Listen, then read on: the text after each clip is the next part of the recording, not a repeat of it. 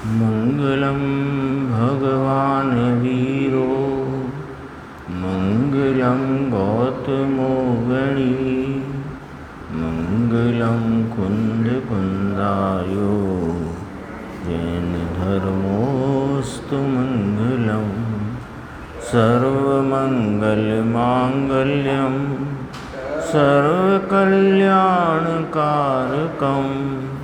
प्रधानं सर्वधर्माणां जैनं जयतु शासनं मंगलमय मंगलकरण वीतराग विज्ञान नमो ताहि जाते भय अरिहंतादि महान करिमंगल करियो महा ग्रंथ करन को काज याते मिले समाज सब पावे निज पद राज।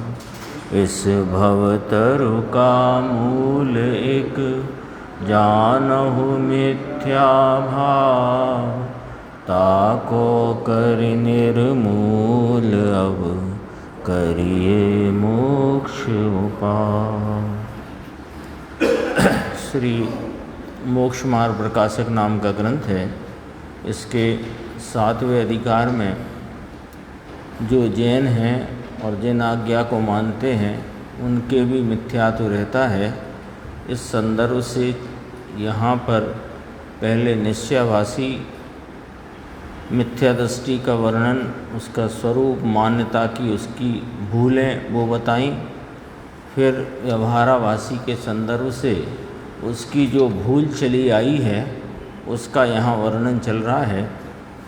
तो उसमें तीसरे प्रकार की चर्चा व्यवहारावासी में 4 प्रकार कहे कि कुल क्रम के अनुसार जो बाह्य क्रिया साधन को ही धर्म और धर्म का मार्ग मानता है वो व्यवहाराभासी। मूल परिभाषा तो ये रखना, और उसे और अपन सरल शब्दों में यदि विचार करें तो जो शुभ भाव में धर्म मानता है, शुभ राग और उसके अनुरूप होती जो प्रवृत्ति है देह की, उससे धर्म मानता है, वो व्यवहाराभासी है।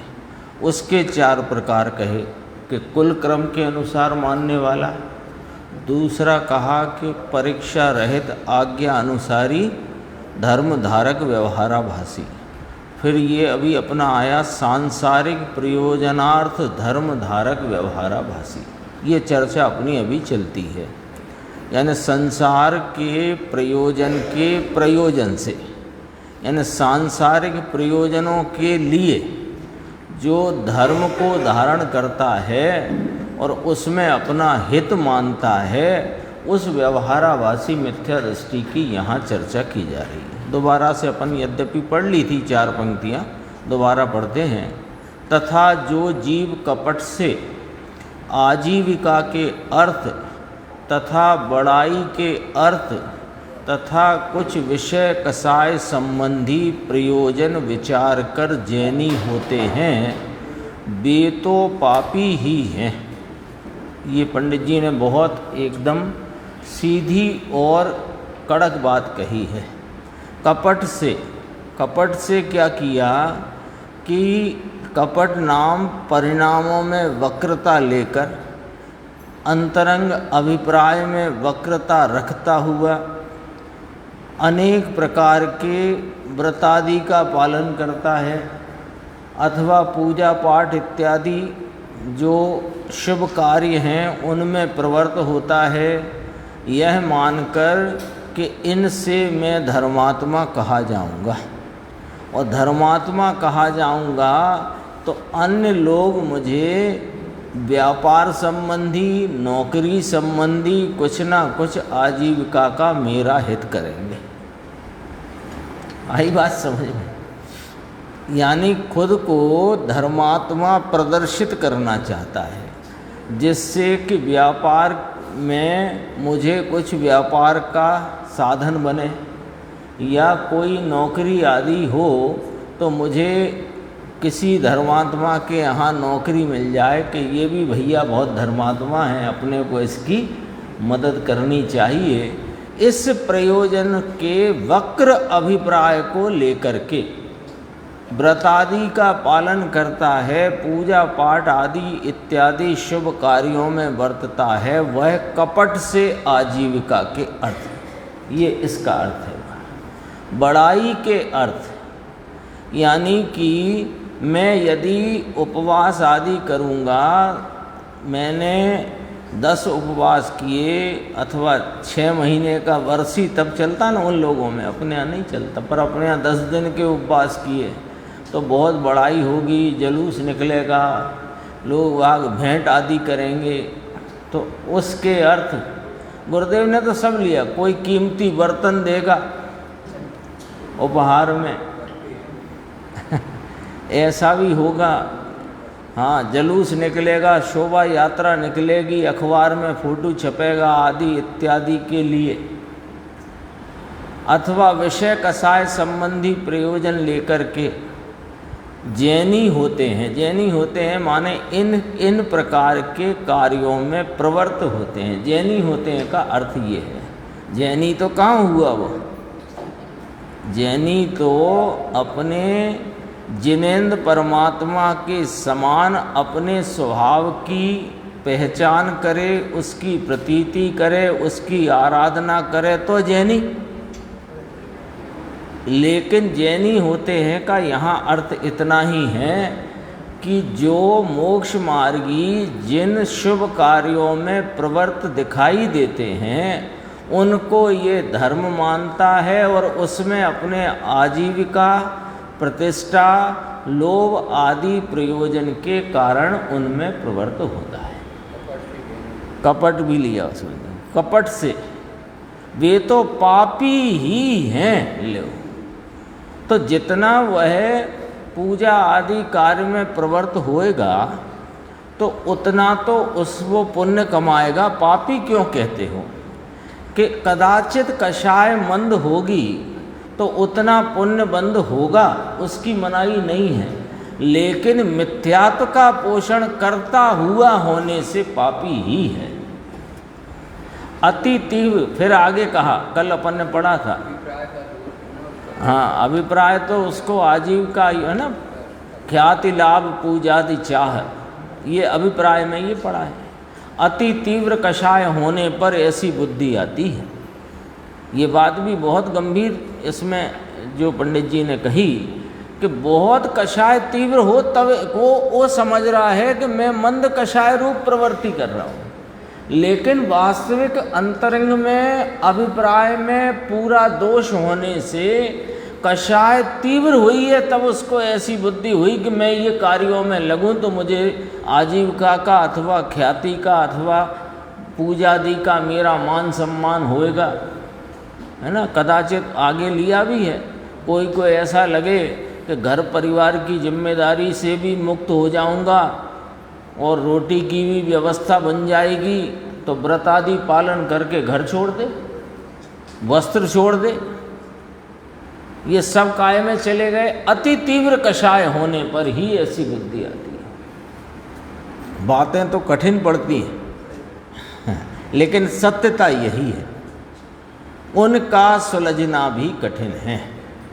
इसके लिए उन्होंने एक सीधी बात कही कि जैन धर्म का सेवन तो संसार नाश के लिए किया जाता है, जो उसके द्वारा सांसारिक प्रयोजन साधना चाहते हैं वे बड़ा अन्याय करते हैं, इसलिए वे तो मिथ्या दृष्टि हैं ही लगाया। क्योंकि जैन धर्म का सेवन क्यों करना? 6 द्रव्य 7 तत्व 9 पदार्थ, इनका स्वरूप बताने वाले शास्त्र, उनका अभ्यास, उन जिनायतनों में आना जाना, भगवंतों का पूजा बहुमान भक्ति करना, ये सब क्यों? कि संसार नाश करने के लिए। इसके अलावा कल अपन ने बात की थी कि अन्य कोई प्रकार का भी प्रयोजन रखे कि चलो कम से कम जितनी देर घर से यहाँ रहेंगे तो परिणाम पुण्य रूप रहेंगे, तो उससे कम पाप से बचकर पुण्य बंद होगा, अथवा अन्य कोई प्रयोजन रखे कि दिन भर के दैनिक जीवन में शांति रहेगी अथवा आगे का भव सुधरेगा, वास्तव में उसने जैन धर्म की गरिमा को ही नहीं पहचाना, है ना। ये तो गौरवशाली जैन धर्म है, इसकी गरिमा को ही नहीं पहचाना। फिर कहते हैं यहाँ अब जो आगे चर्चा है इसमें भी बहुत कठिन उदाहरण पंडित जी साहब ने प्रस्तुत किया है। देखो दृष्टांत, यहाँ कोई कहे कि हिंसादि द्वारा जिन कार्यों को करते हैं वही कार्य धर्म साधन द्वारा सिद्ध किए जाएं, तो इसमें क्या बुरा हुआ, दोनों प्रयोजन सिद्ध होते हैं। भाई हम तो हिंसादि द्वारा आजीविका आदि कार्यों में प्रवृत्त होते हैं और यही कार्य करते हुए आजीविका भी चल जाए और धर्म साधन भी हो जाए, तो इसमें क्या बुराई है। प्रश्न समझो कितना गंभीर, और इसका उत्तर महागंभीर है, पैरों तले जमीन निकल जाएगी यदि इसका उत्तर अपने ख्याल में ले लिया तो। हाँ, विधानाचार्य होकर पूजा पाठ कराने वाले, गृहस्थाचार्य होकर अथवा वक्ता बनकर, तो हमारे दोनों सद गए।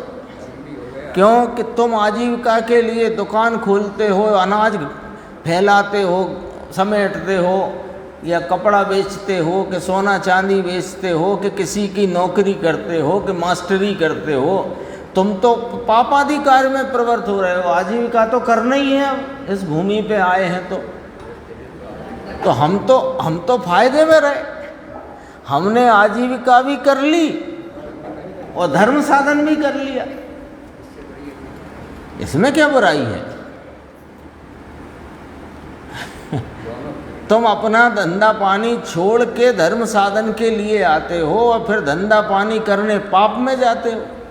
हम तो यहाँ धर्म साधन करते हुए ही यदि आजीविका भी कर लेंगे तो इसमें क्या बुराई है। जरा समझना, बहुत ही गंभीर है भैया, एकदम बहुत, इसका तो उत्तर बहुत गंभीर है। अभी तो प्रश्न समझना, प्रश्न में क्या कहना चाहिए। उसका क्या कहना है कि हिंसादि द्वारा जिन कार्यों को करते हैं वही कार्य, कौन से कार्य करते हैं हिंसादि द्वारा, आजीविका के, आजीविका धनोपार्जन, आजीविका के लिए हम जो कोई दुकानदारी करें, कोई प्रकार का अनाज का, किराने का, कपड़े का, सोने चांदी का, कि कोई मुनि मात करें, कि कोई मास्टरी करें, कुछ डॉक्टरी करें, कुछ करें, ये तो पापादि कार्य है। तो हम तो देखो आजीविका की आजीविका हो गई, पाप से बच गए और धर्म साधन भी हो गया, तो इसमें क्या बुराई है। मान प्रतिष्ठा भी मिल रही है, इसमें क्या बुराई है। इसमें तो दोनों प्रयोजन सिद्ध हो गए, धर्म साधन भी हो गया और धनोपार्जन भी हो गया आजीविका के हेतु से। अब देखो इसका जवाब, उससे कहते हैं कि पाप कार्य और धर्म कार्य का एक साधन करने से पाप ही होता है।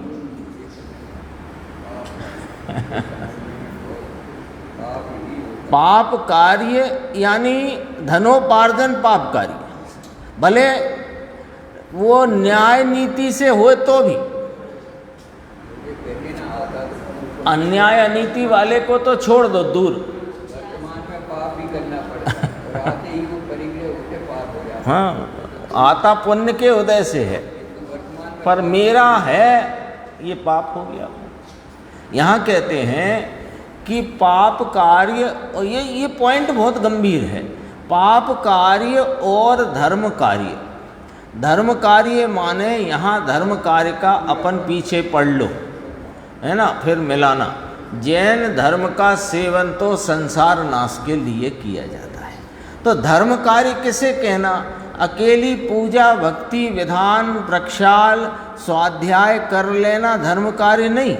इन सब कार्यों में जन्म मरण के संसार का नाश करने के प्रयोजन से इन जिनेंद्र परमात्मा की भक्ति पूजन, उनकी सेवना, आराधना, वैयावृत्ति, स्वाध्याय आदि इत्यादि ये धर्म के साधन या धर्म कार्य कहलाते हैं।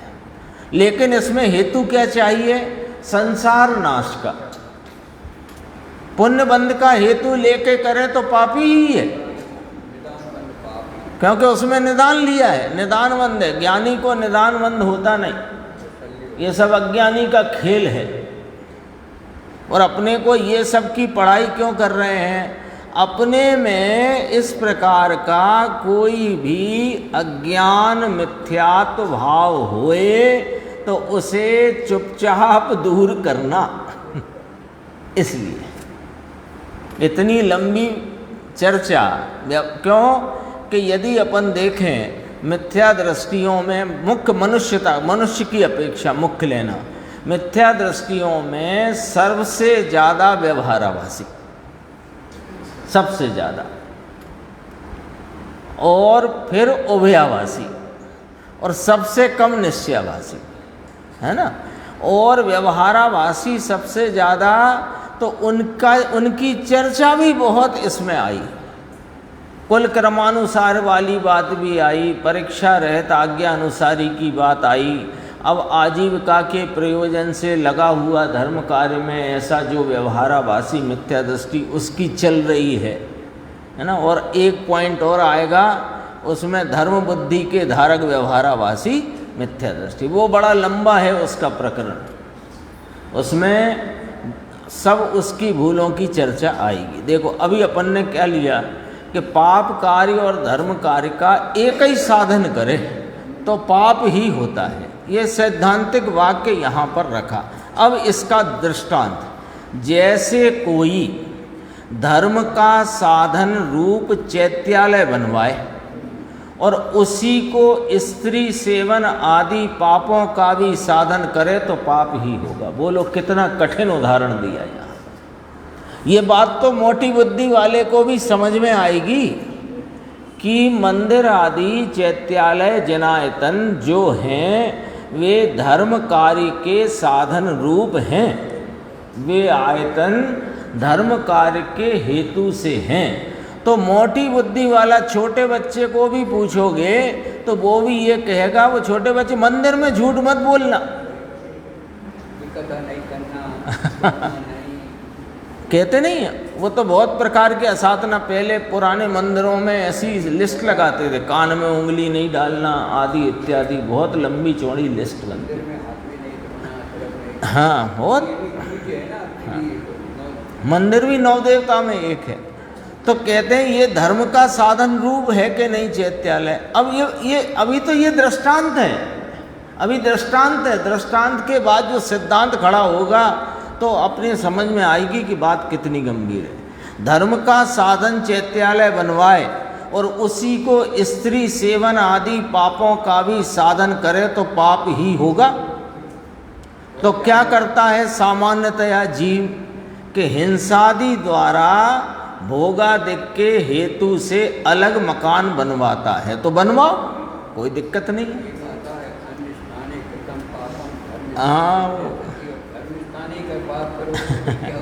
हाँ पर यहाँ कहते हैं ये बात तो हमारी समझ में आ गई। कौन सी बात हमारी समझ में आ गई? कि धर्म स्थान पर या धर्म के हेतु से बने हुए जनायतन चैत्यालय इत्यादि वहाँ पाप कार्य नहीं करना, ये बात हमें समझ में आती है। इस बात में हमें कोई हमारी अस्वीकृति नहीं है, इस बात में तो हमने स्वीकृत किया ही है। अभी तो दृष्टांत है, ये तुम्हें उपदेश नहीं दे रहे हैं कि ये मत करना, ये तो तुम्हें ही मालूम है कि नहीं करना। यहाँ तो उसे दृष्टांत रूप में प्रस्तुत किया है कि जो धर्म के साधन रूप चैत्यालय हैं वहाँ स्त्री सेवन सबसे बड़ा पाप यहाँ रख दिया भोगों के अनुसार। स्त्री सेवन आदि पापों का भी साधन करे तो पाप ही होगा। तो फिर क्या करे कि भैया हिंसादि द्वारा भोगादिक के हेतु अलग मकान बनवाता है, गृहस्थ का ऐसा ही हिसाब किताब है, तो बनवाओ, लेकिन चैत्यालय में भोगादि करना योग्य नहीं है।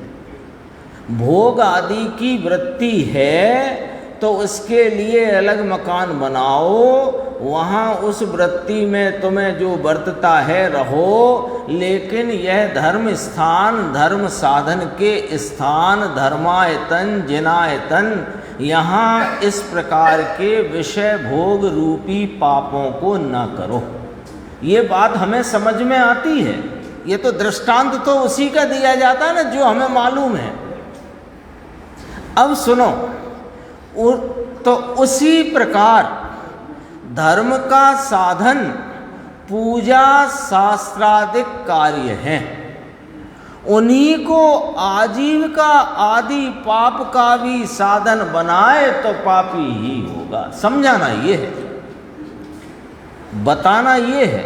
वो तो दृष्टांत रखा था, ये बात तो हमें मालूम है कि धर्म स्थान पर जनायतन में, धर्मायतन में ये विषय भोग के पाप करना तो योग्य नहीं है। वो ऐसी वृत्ति प्रवृत्ति होती है, उसके लिए अलग मकान बनाए जाते हैं, रहता है व्यक्ति। उसी प्रकार ये धर्म का साधन है जो भगवान की पूजा भक्ति आदि शास्त्रादिक माने शास्त्र का वांचन, उसका व्याख्यान आदि कार्य, उन्हीं को आजीविका आदि पाप का भी साधन बनाए तो पापी ही होगा। हिंसादि से आजीविका आदि के प्रयोजन से व्यापार आदि करता है तो करे, जैसे भोगों की प्रवृत्ति के लिए अलग मकान बनाता हो तो बनाए। तो आजीविका के लिए कोई दुकान छोटी बड़ी जो कुछ करता होए सो वह व्यापार आदि करे तो करे, परंतु पूजा आदि में पूजा शास्त्र स्वाध्याय वांचन व्याख्यान आदि है ना, उनका संपादन आदि, उन कार्यों में आजीविका आदि का प्रयोजन विचारना योग्य नहीं है। ये काय में डाला? मिथ्या दृष्टि में। तीसरे प्रकार का व्यवहाराभासी मिथ्या दृष्टि। अब उसका अगला प्रश्न आया, बात आई, ख्याल में आई ना। ऊपर की बात तो दृष्टांत है, सिद्धांत क्या रखा पहले? पाप कार्य और धर्म कार्य का एक साधन करने से तो पाप ही होता है। तो आजीविका के लिए यदि जरूरत है तो अलग कार्य करो ना, उसमें हिंसा आदि है, हमें भी मालूम है, भगवान को भी मालूम है, पंडित जी को भी मालूम, लेकिन धर्म कार्यों में आजीविका करो ये तो योग्य नहीं है। जैसे कि मंदिर में भोग आदि का सेवन योग्य नहीं है, ऐसे पढ़ाओ ना। कहाँ? कैसे? हाँ, वो सब आ जाता है इसमें, आप गंभीरता से सोच लेना स्वयं की।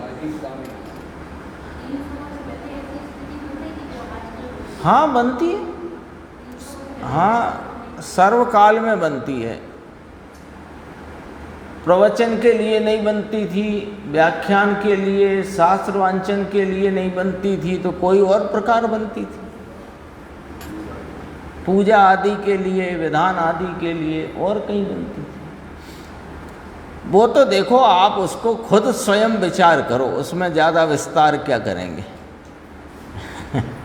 क्योंकि उसमें फिर अनेक प्रकार के तर्क उपस्थित होते हैं। लेकिन एक पॉइंट जो है सैद्धांतिक, वो इतना समझ लो कि पाप कार्य और धर्म कार्य का एक साधन करना पाप है। मूल बात इतनी। हाँ, वो ही तो उसने पूछा था कि साहेब तुम तो उसने समझो अपन से ही पूछा कि तुम तो दिन भर पाप करते हो, 12 घंटे, 10 घंटे, 11 घंटे, और पाप कार्य में प्रवर्तन करते हो, 6 घंटे भोग आदि में और आराम में निकालते हो, 10 घंटे, 2 घंटे आप धर्म कार्यों में जुड़ते हो।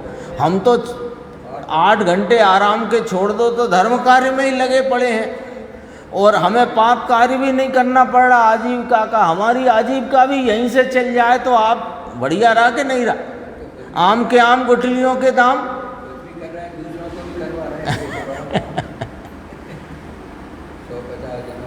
ये पॉइंट याद कर लो माने ये मिथ्या दृष्टि का लक्षण है। पाप कार्य और धर्म कार्य का एक साधन करने से पाप ही होता है। ये लक्षण बनाया है पंडित जी साहब ने।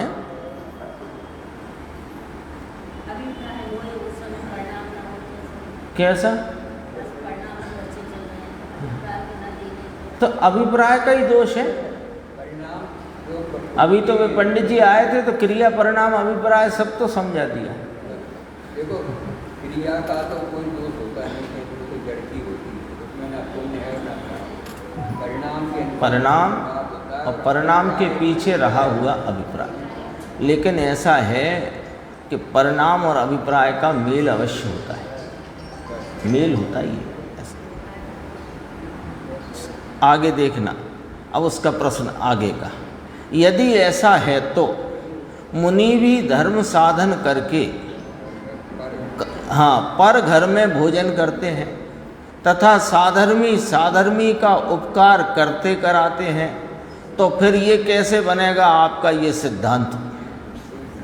पाप कार्य, अब सब बातें खुल जाएंगी इसमें। पाप कार्य और ये तो सिद्धांत याद रखना, पाप कार्य और धर्म कार्य का एक साधन करने से पाप ही होता है।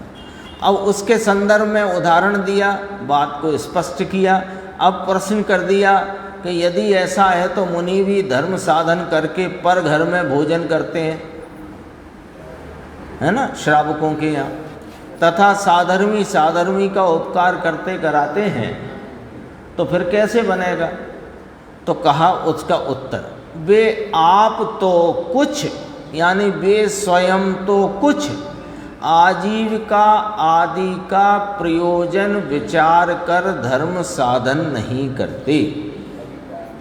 वे स्वयं तो अपने स्वरूप की आराधना में बरतते हुए पूजा शास्त्रादिक का वांछन आदि कार्य अपने संसार नाश के हित के लिए करते हैं। अब उन्हें धर्मात्मा जानकर कितने ही स्वयमेव भोजन उपकार आदि करते हैं, तब तो कोई दोष है नहीं। ये कहा यहाँ, समझना बात को। धर्म साधन आजीविका का प्रयोजन विचार कर नहीं करते, है ना। जैसे उन्होंने मान लो मुनि दीक्षा ली है ना, ऊपर मुनि नाम लिया ना, मुनि भी धर्म साधन करके पर घर भोजन करते। तो मुनि दीक्षा इसलिए नहीं ली है कि हम मुनि बन जाएंगे तो हमें रोटियां मिलेगी, माल ताल मिलेगा। वे तो स्वयं आत्म आराधना करते हुए अंदर में वैराग्य शक्ति के बढ़ जाने से धर्म साधन रूप वृत्ति में वर्तते हुए मुनि हुए हैं।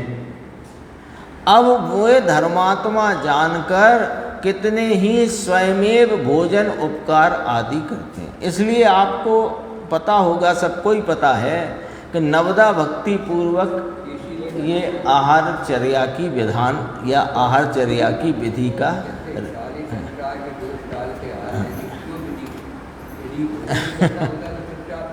भोजन करना होता तो पहले ही कह देते कल आएंगे आपके यहाँ, या वो कह कल हमारे यहाँ पधारना, ठीक है।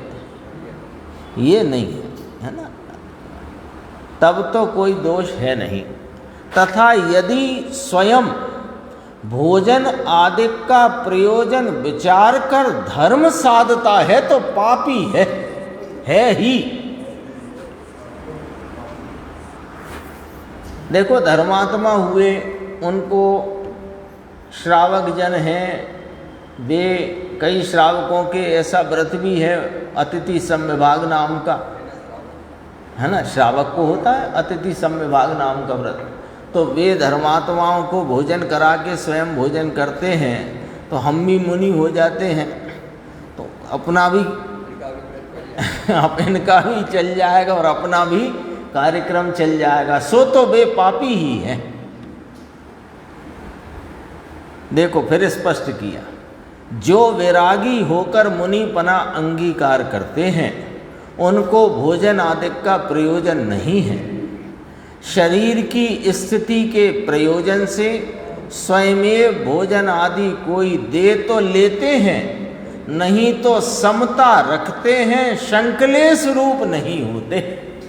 कितनी बार शरीर की स्थिति के प्रयोजन से आहार का विकल्प जो उठता है, उस विकल्प को तोड़ने के लिए अंजलि लेकर के ऐसे वो लेकर निकलते हैं। अब उसमें विधि भी लेते हैं अटपटी, क्योंकि विकल्प तोड़ना है, भोजन नहीं लेना। भोजन लेना प्रयोजन नहीं है, विकल्प तोड़ना। अब वो निकले हैं और मिलता है कैसे, नवदा भक्ति पूर्वक अनुदिष्ट आहार मिलता है तो लेते हैं, और नहीं मिलता तो समता रखते हैं, संकलेश नहीं करते। हाँ, मिले ना मिले, 6 महीने ना मिले, फिर संकलेश नहीं करते। तुम्हारे गांव में तो भैया है नहीं व्यवस्था।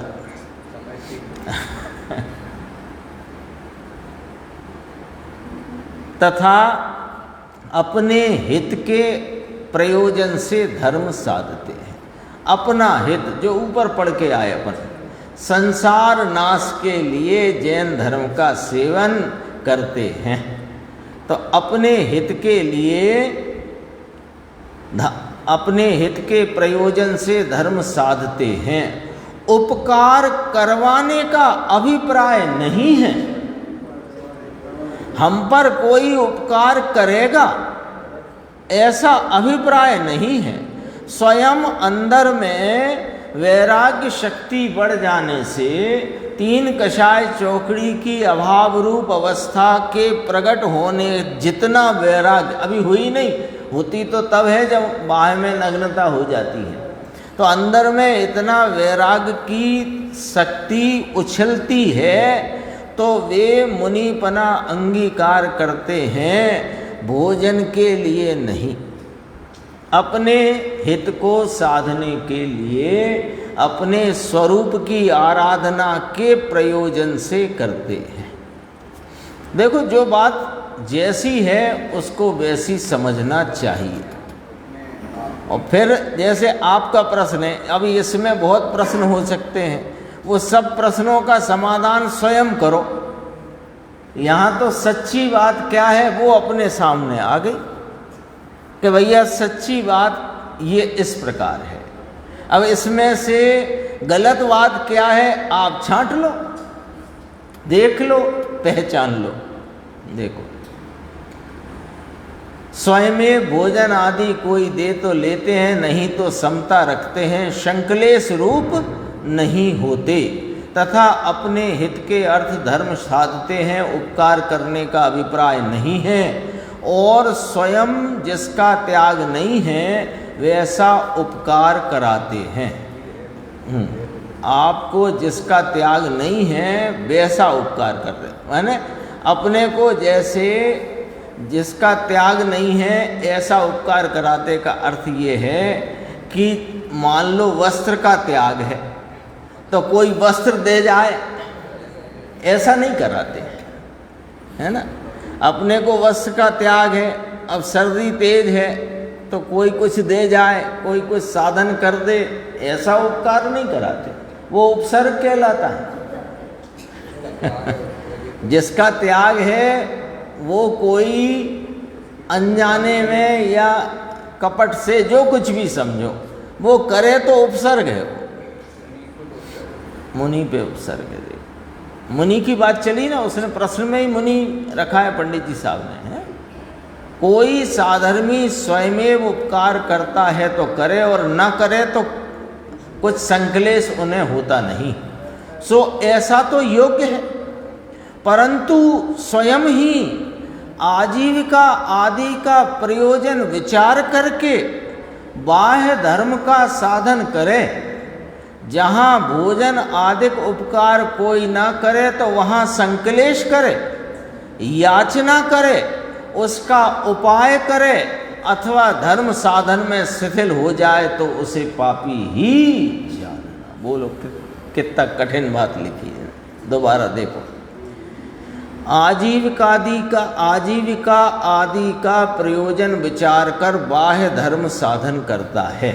एक, जहाँ कोई भोजन आदि उपकार न करे तो वहाँ संकलेश करता है, यहाँ की समाज ठीक नहीं, यहाँ के लोग ठीक नहीं आदि इत्यादि। फिर याचना करे, करो व्यवस्था, उपाय करे, बारी मानना पड़ती है, आज तुम लगा ऐसा होता है। ये ठीक नहीं है, ये गलत है। हाँ, उद्दिष्ट आहार है वो दोष रूप आहार है, जिसका त्याग है उसका वो वैसा आहार है। आगे इसमें पढ़ा था अपन ने, जिसका त्याग नहीं है वैसा उपकार कराते हैं। अब उद्दिष्ट आहार का त्यागी है तो अनुदिष्ट आहार लेते हैं, तो अनुदिष्ट आहार रूप उपकार कराते हैं, उद्दिष्ट आहार रूप उपकार नहीं कराते। गुरुदेव का आता है, जब वे श्वेतांबर ढूंढिया में साधु थे तो उसमें भी ये बात बड़ी कट्टरता से, वो और उनके गुरु और गुरु भाई से। हाँ, तो अब वहाँ तो क्या रिवाज अलग है, वहाँ तो वे जाते हैं पात्र लेकर, लेकिन वहाँ भी पता करें कि भाई पानी चाहिए तो तुम कितने लोग हो, कितना पानी तुमने बनाया है। बनाया नाम उबाल कर रखा है। यदि 2 व्यक्ति हो और कहे कि 40 लीटर पानी है कि 20 लीटर पानी उबाल के रखा है, तो कहे कि हाँ, लेकिन फिर भी वो उसका ख्याल रखते थे। ऐसा वो तो खैर वो भी एक तरह से तो वो साधुपना था ही नहीं, वो तो एक अपन उद्दिष्ट की बात क्या होती है वो समझना, बाकी कोई साधुपना वो था नहीं, वो खुद ही कहते हैं। हाँ, फिर अथवा धर्म साधन में शिथिल हो जाए, यानी जिस धर्म को साधने के लिए, यानी अपने स्वरूप की आराधना के लिए जो यह विरागी होकर मुनिपना लिया था, ये सब न बनते हों बाह्य में आहार आदि की व्यवस्था, तो अपने कार्य में शिथिल हो जाए तो पापी ही जानना। इस प्रकार सांसारिक प्रयोजन सहित जो धर्म साधते हैं वे पापी भी हैं और मिथ्या दृष्टि तो हैं ही। इस प्रकार जिनमत वाले भी मिथ्या दृष्टि जानना। थोड़ा अपन एक पॉइंट है इसमें गुरुदेव का, वो देखते हैं।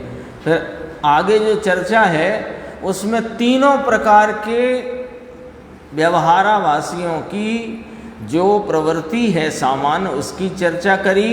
फिर इसके बाद धर्म बुद्धि से धर्मधारक मिथ्या दृष्टि व्यवहारावासी का वर्णन करेंगे। देखो अभी अपन इसमें 195 पेज है।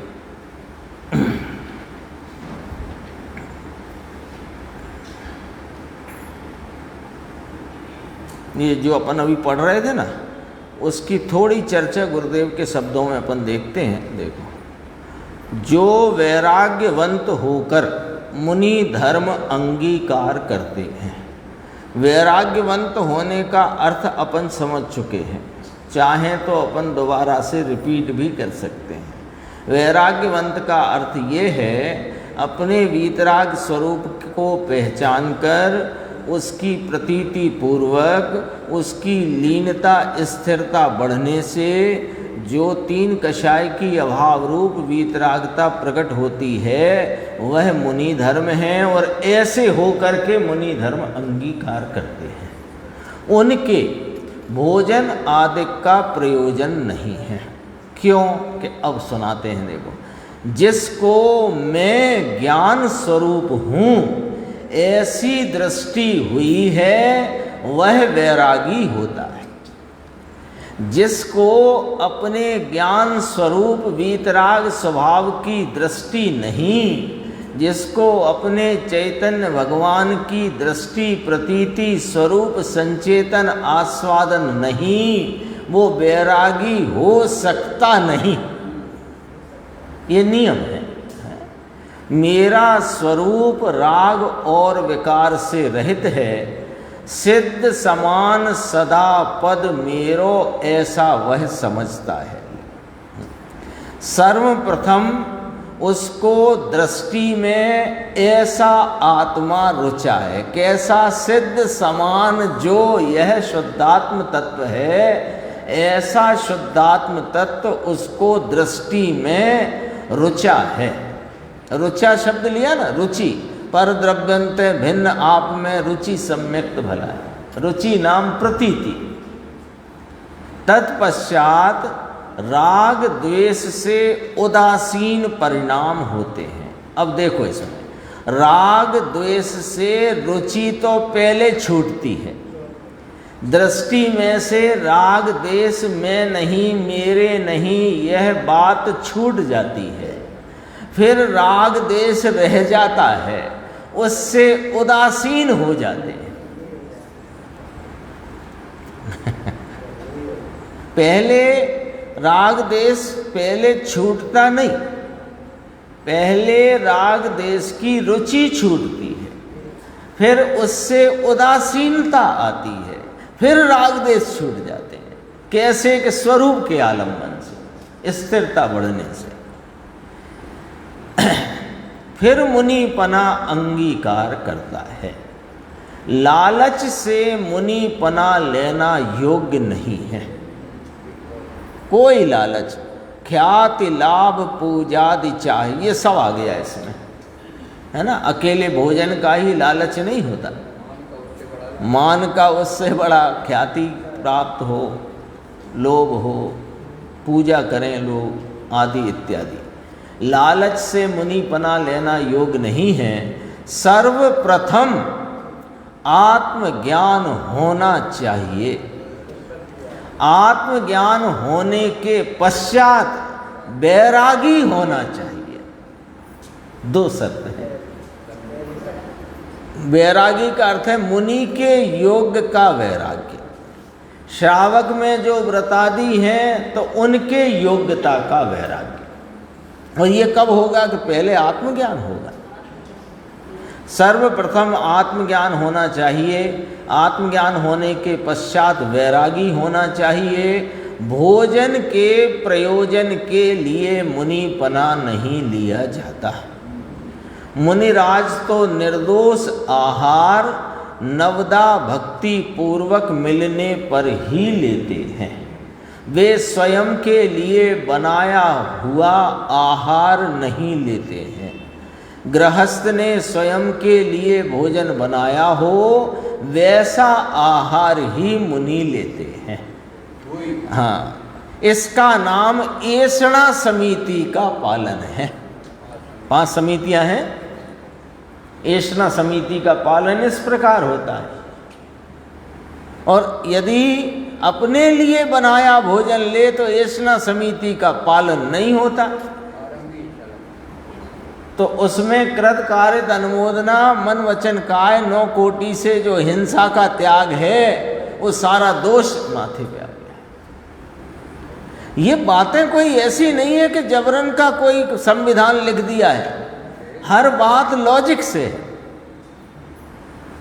श्रावक भी जब आरंभ में त्याग करता है तो कोई व्यापार धंधा नहीं करता। हाँ, भोजन आदि नहीं बनाती। उसमें भी सब दिया। श्रावक की भी 11 प्रतिमाओं में अनुमति त्याग प्रतिमा, आरंभ त्याग प्रतिमा, आरंभ त्याग हो तो मंदिर भी ना बनवाए, घर की तो बात छोड़ो। का तो पहले ही ठीक हो जाए। 5 पापों में श्रावक हो ना, आरंभ त्याग प्रतिमा वाला श्रावक। मुनि तो है ही कि मुनि तो वे 11 प्रतिमाओं का हिसाब तो मालूम ही है। प्रथम प्रतिमा का भली प्रकार जब निरतिचार पालन हो तब अगली प्रतिमा होती है, तब उसका जन्म होता है। ऐसा प्रतिमाओं का, ये प्रतिमा रूप जितना भाव हो सकता है उस भूमिका में, वो भाव बराबर हो सके उसके बाद मुनिपने का जन्म होता है। यद्यपि कि जरूरी नहीं है कि श्रावक होकर के मुनि होए, लेकिन उतना अंदर में वीतरागता वह उत्पन्न होना जरूरी है, उतनी वीतरागता उत्पन्न होना जरूरी है। देखो, ऐषणा समिति का पालन भली भांति करते हैं। चौथे से भी 7 बार नुकसान हाँ, आता है, चौथे से भी आता है। सभी बड़े बड़े महापुरुष तो सीधे ही वैसे भी लेख है कि छाया सम्यक दृष्टि है। हाँ। कहाँ प्रतिबंधित उसमें भी लिखा पुरुषार्थ सिद्धि उपाय कि कोई को अंदर में वैराग्य जागा हो, कोई माने आत्मज्ञानी बुद्धि, बुद्धि शब्द लिया वहाँ पर पुरुषार्थ सिद्धि उपाय में। जो बुद्धि हैं उनके लिए तो ये उपदेश है। बुद्धि नाम आत्मबोधि जिनको प्राप्त है, स्वरूप बोधि जिनको प्राप्त है, उनमें जिनको अंदर में वैराग्य जागा हो और वे उस वैराग्य को बढ़ाने के लिए आए कि मुझे अब यह आत्म आराधना बढ़ानी है, तो उसको मुनि धर्म का उपदेश पहले देना। फिर शक्ति ना हो, शक्ति ना हो माने उतनी कषायों का अभाव वहाँ ना हुआ हो तो श्रावक धर्म का उपदेश देना। यदि पहले श्रावक धर्म का उपदेश दे तो उसमें कहा ये उपदेश का क्रम भंग है, पुरुषार्थ सिद्धि उपाय। ऐसी बात है, पुरुषार्थ सिद्धि उपाय में आई बात। प्रवचन सार का मुझे नहीं याद आ रहा, प्रवचन सार में नहीं है ये बात, मेरी याद नहीं आ रहा है। पुरुषार्थ सिद्धि उपाय में तो सीधी ये गाथा ही है। अब देखो, वे उद्देशिक आहार ग्रहण करना ऐषणा समिति में दोष है। वे आहार के प्रयोजन बिना आत्मा का साधन करते हैं। शरीर की स्थिति के लिए कोई निर्दोष भोजन दे तो लेते हैं, परंतु भोजन का प्रयोजन विचार कर मुनिपना नहीं लेते हैं। मुनि को संक्लेश परिणाम नहीं होता, संक्लेश नहीं होता उनको। हाँ, कोई जैसे आहार एक उनके जो प्राप्त होने वाली चीज़ों में उपकार आदि के रूप से प्राप्त होने वाली चीज़ों में एक तो आहार आदि हुआ, आहार, और उसी समय जल आदि हो गया है ना, और सम्मान पूजा ये भी है ना। तो उस वो यदि कदाचित न मिले तो संक्लेश परिणाम नहीं होता। देखो लिखा है इसमें, इसलिए तो वो नवदा भक्ति की का वो चरणान योग में उल्लेख किया गया। दातार मजबूर तो नहीं है, उसके परिणाम को पहचान ले, और उसका भी समय है, बहुत जल्दी भी नहीं जाया जाता और बहुत विलंब से भी नहीं जाया जाता। व्यक्ति को दिन में पूरा भोजन पानी की व्यवस्था हो, पूरी हो जाए। हाँ, जिसने जिस गृहस्थ के घर सामान्य भोजन का समय हो चुका हो, उसके पहले नहीं सवेरे 9 बजे जा सके, ऐसा भी नहीं है। एक दूसरा, इतना विलंब भी नहीं कि वो श्रावक इंतजार करके भोजन खुद ही कर चुका हो।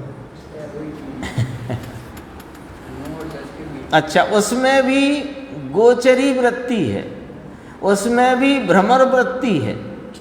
जैसे भंवरा वो फूलों के पराग को ग्रहण भी कर लेता है और फूल को कोई हानि भी नहीं पहुंचती, ऐसा है। बड़ा अद्भुत है ये जिन शासन का व्यवहार भी अद्भुत है, निश्चय स्वरूप तो है ही महा अद्भुत, व्यवहार भी बहुत अद्भुत है। देखो पूरा करते हैं। बड़प्पन के लिए अथवा यश प्राप्ति के लिए मुनिपना धारण नहीं करते, तथा वे अपने हित के लिए धर्म को साधते हैं, परंतु उनके उपकार कराने का अभिप्राय नहीं होता।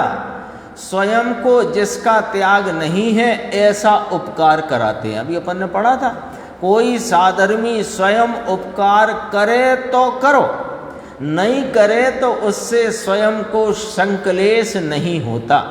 कोई याचना का प्रयत्न करे और धर्म साधन में शिथिल हो जाए तो वह मिथ्या दृष्टि अशुभ परिणामी है। पापी लिखा था ना, उसको यहाँ गुरुदेव ने कहा अशुभ परिणामी है।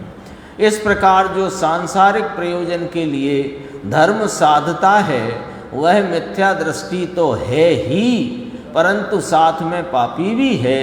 इस प्रकार जैन मत वाले भी मिथ्या दृष्टि जानना। अब अगला प्रकरण है, उसकी अपन चर्चा आगे की स्वाध्याय में करेंगे।